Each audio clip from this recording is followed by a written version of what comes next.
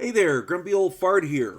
I'm doing an alien encounters video of the 1996 case of Doctor Johnathan Reed. It's a rather long one, so gird yourself. There we go. Dr. Reed told his story in an old episode of Art Bell's Coast to Coast AM. Since then, he's retold his tale at various UFO conventions and the like. Though his story is a bit hard to believe, to date, nobody has been able to debunk it. That's the thing. His story is of him actually fighting an alien on the ground, and there's no witnesses to the actual event, but there are witnesses to the aftermath. And at least one of those has been confirmed to have died. We're not sure if it was a natural causes or not, but it certainly is suspicious. Let's get into this. Let's start at the beginning. Dr. Johnathan Reed went for a hike in the mountains in Washington State in mid-October of 1996.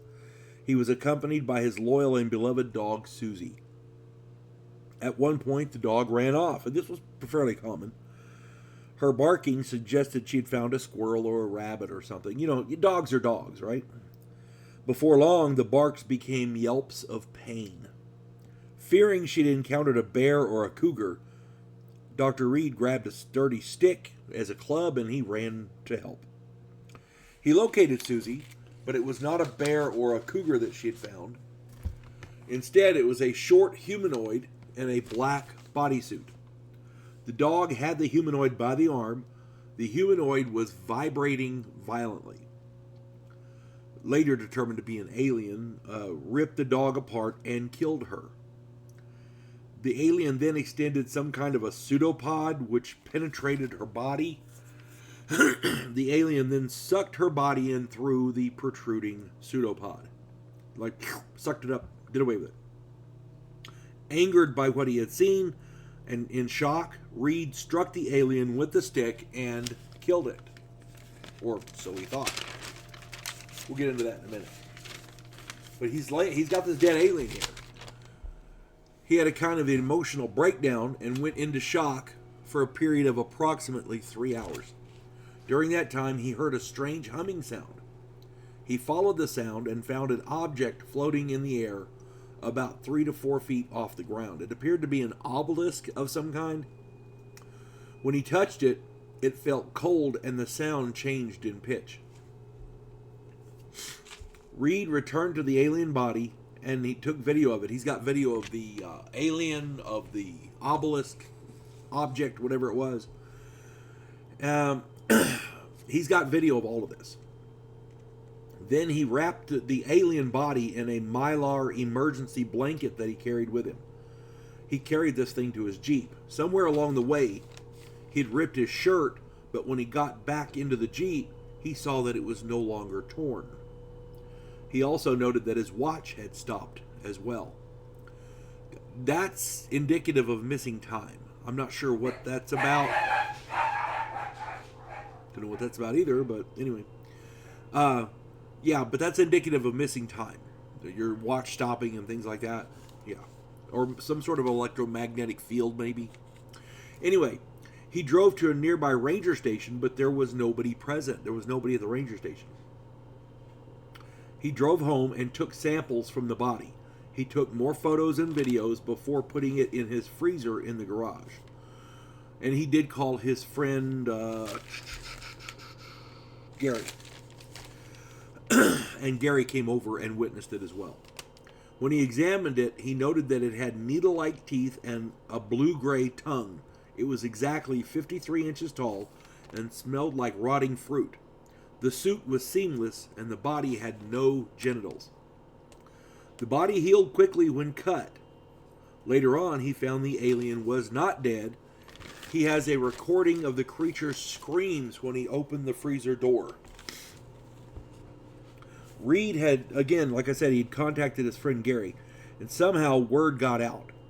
They found they were being followed, and the house was surveilled by mysterious men. At one point, Reed decided to divide up the samples he took among various friends so that the samples wouldn't all be stolen or disappear or whatever. One of those friends, her name was Dolly, was found dead, and the evidence he had given her was gone.